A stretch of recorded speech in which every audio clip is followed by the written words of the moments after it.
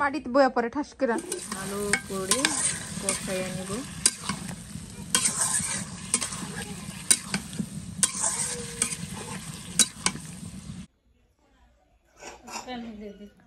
আসসালামু আলাইকুম, আপনারা সবাই কেমন আছেন? আশা করি অনেক ভালো আছেন, যে যেখানে আছেন সুস্থ আছেন। আলহামদুলিল্লাহ, আপনাদের দোয়া ভালোবাসা আমরা অনেক ভালো আছি।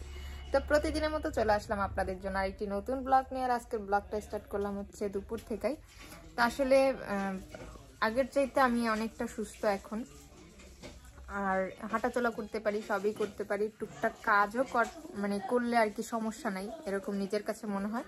তো এই জন্য হচ্ছে মাকে কিছু কাজে হেল্প করার চেষ্টা করি, যে দেখি আসলে মানে কাজ করতে পারি কিনা। তবে মা খুব ভয় পায় যে এত তাড়াতাড়ি কোনো কাজ আমি যেন না করি, কারণ হার্ডলি কোনো কিছু করতে যায় যদি মানে প্রবলেম হয়ে যায়। এই জন্য তো মাকে বলি যে টেনশন করার কোনো প্রয়োজন নাই, আমি যেটাতে কমফোর্টেবল হব সেই কাজটাই করব আসলে, তো এত টেনশন করতে হইব না। তারপরও মা প্রচুর পরিমাণ ভয় পায় যেন আমি মানে কাজ না করি। আমার ছেলের পিছনে হচ্ছে মার অর্ধেকটা টাইম চলে যায়, আর বাড়িতে তো রান্না বান্না থাকে, আর আমি আমার মেয়েকে নিয়ে বসে থাকি। তো তার মাঝে চেষ্টা করি যখন আমার মেয়েটা ঘুমায় তখন চেষ্টা করি যে মাকে কিছু কাজে হেল্প করি। তো আমার ছেলে মেয়েকে গোসল করাই মাঝে মাঝে, আর হচ্ছে মাই করায়। মানে মেয়েকে তার একা গোসল করানো যায় না, এত ছোট একটা বেবি।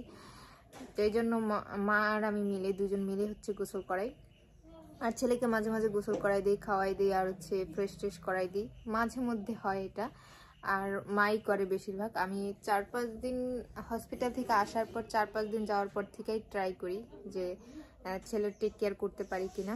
আসলে ভয় হয়, ওর হচ্ছে কোলে নিলে ও হচ্ছে লাফালাফি করে, এই জন্য যে মানে কোনো প্রবলেম হয়ে যায় যদি আমি কোনো ব্যথা পাই, এই জন্য।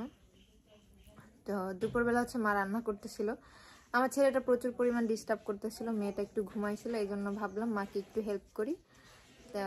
রান্না করছিলাম, সেটা আপনাদের শেয়ার করলাম। আর বাড়িতে সবাই আছে, মা বাবা সবাই আছে, তো সবাইকে নিয়ে হচ্ছে ভালো সময় কাটতেছে আলহামদুলিল্লাহ, সবাইকে নিয়ে ভালো আছি। তো এখন অনেকটা সুস্থই মনে হয়, আর একটু সুস্থ হব। মানে এই কয়টা দিন, যেই কয়টা দিন আর কি বাড়িতে না যাচ্ছি, তো এই কয়টা দিনে একটু সুস্থ হয়ে গেলে হচ্ছে বাড়ি চলে যাব। বাড়িতে আমার ঘর দুয়ারের কি অবস্থা সেটা তো জানি না, তো মাকে বলছি যে আগে যাব, গিয়ে হচ্ছে ঘর দুয়ারগুলো পরিষ্কার পরিচ্ছন্ন করে রাখা, তারপর হচ্ছে মেয়েকে নিয়ে যাব, কারণ এত ছোট বাচ্চা নিয়ে যাব এমনিতেই মানে ধুলাবালি হয়ে রয়েছে, হয়তো এটা সুন্দর করে ঘর দুয়ার গুছগাছ করে পরিষ্কার করে তারপর হচ্ছে ওরে নিয়ে যাব, যাতে আমার যায়া কোনো মানে কাজ না করতে হয়। তো সবাই দোয়া করবেন, আমরা ভালো থাকি, সুস্থ থাকি, ভালো মন্দ মিলাই একটা মানুষের জীবন কাটে। তো আমাদেরও সেম ওরকমই ভালো মন্দ মিলাই হচ্ছে জীবনটা কাটতেছে। তো অনেক কথাই বললাম, সাথে থাকুন, ভিডিওটা দেখতে থাকুন, আশা করতেছি অনেক ভালো লাগবে। যদি আমার ভিডিও ভালো লাগে অবশ্যই সাবস্ক্রাইব করবেন, লাইক করবেন, কমেন্ট করবেন, শেয়ার করবেন, আর অবশ্যই সম্পূর্ণ ভিডিওটা দেখবেন। সবাত মাটিতে বসছো কেন? এদিক টাকা মোরাই বয় মোরাতে বসো, মোরাই বসো।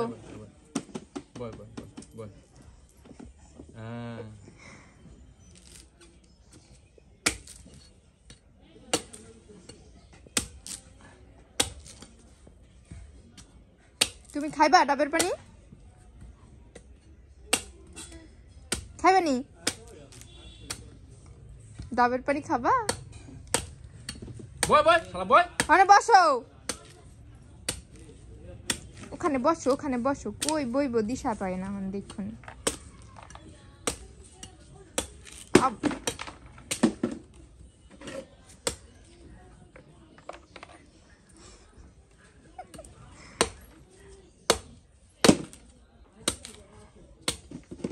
সাদা ওখানে যায় বলো। সবাব সাদা ওদি কেম করে? বাতি আছে দিদি, বাতি আছে।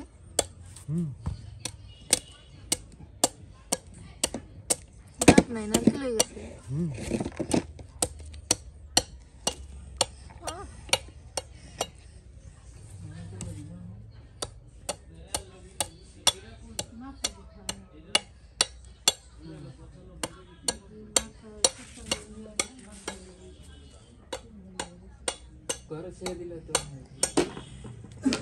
আবার আহে যাও দেখ যা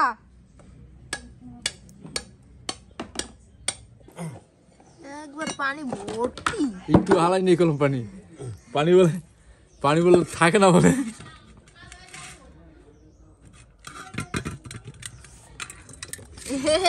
দেখো কি না ওই তুমি চলা হয়েছে তখন কি না ধরে না মাটিতে বয়া পরে ঠাস করে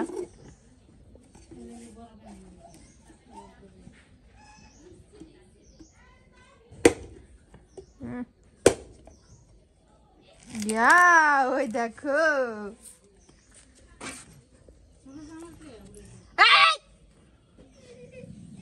আজকে হচ্ছে অনেকদিন পরে রান্নাঘরে আসলাম আমি নিজেই মাকে অনেক রিকোয়েস্ট করে তো গরুর মাংস রান্না করবো এই জন্য কড়াইতে তেল দিয়ে দিছি তেলটা কিন্তু অলরেডি অনেকটা গরম হয়ে আসছে এই জন্য হচ্ছে দারচিনি আর এলাচ দিয়ে দিলাম এখন হচ্ছে পেঁয়াজ কুচি দিয়ে দেব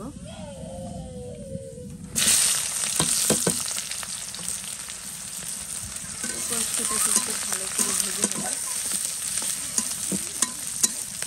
মা হচ্ছে আমার ছেলেরে গোসল করাইতেছে আমি আমার মেয়েটাকে ফ্রেশ করাইয়া সবাই রেখে আসলাম আমি নিজেও এখনো ফ্রেশ হয়নি হব এই জন্য ভাবলাম যে একটু রান্না করি আজকে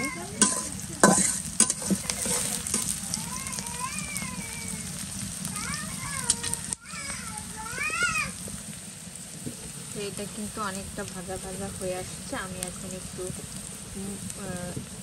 লবণ দিয়ে দেবো পরিমাণ মতো এতে করে পেঁয়াজটা একটু সফট হয় এই জন্য আমি সবসময় এইভাবেই রান্না করি যারা আমার রান্না কম বেশি দেখেন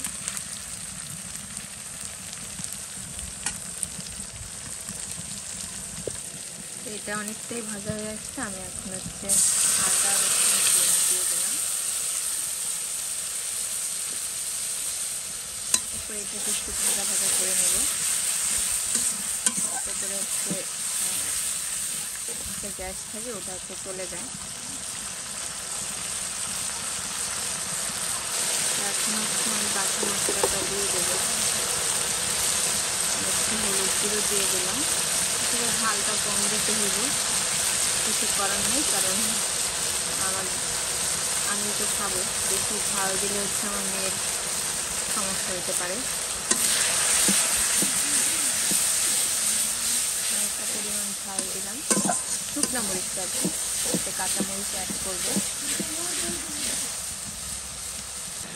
তো এই যে এটাই কিন্তু তেল ফেলে দিচ্ছি দেখতেই পাইতেছেন আমি হচ্ছে এখন মাংসটা দিয়ে দিব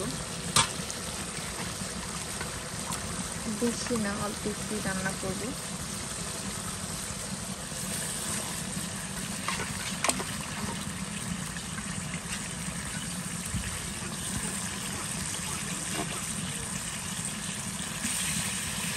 এটাকে ভালো করে কষাইয়া নেব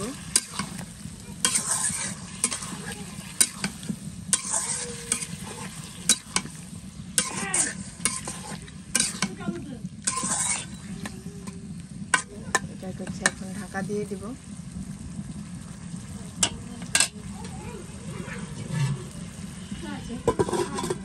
ঢাকা দিয়ে দিলাম এখন হচ্ছে এটাকে দেখি এটা কিন্তু অনেক সুন্দর করে কষানো হয়ে গেছে অলরেডি আর কাঁচামরিচটাও দিয়ে দিচ্ছি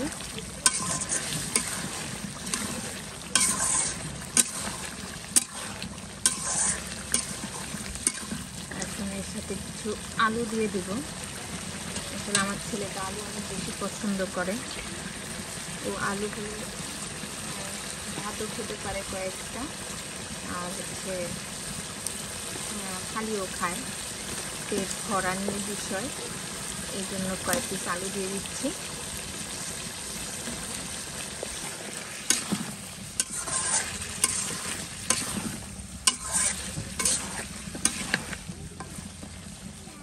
দেখেন আমার খাটের অবস্থা আসলে খাটটা এমনিতে গুছানোই তো এখানে হচ্ছে এগুলো সাজায় রাখছি সাইডটা তো একটু ভালোই আছে, বাট এইখান দিয়ে সব এলোমেলো, কারণ আমার ছেলে হচ্ছে এইখান পুরোপুরিভাবে এলোমেলো করে ফেলছে একবারে। কি বলবো আপনাদের,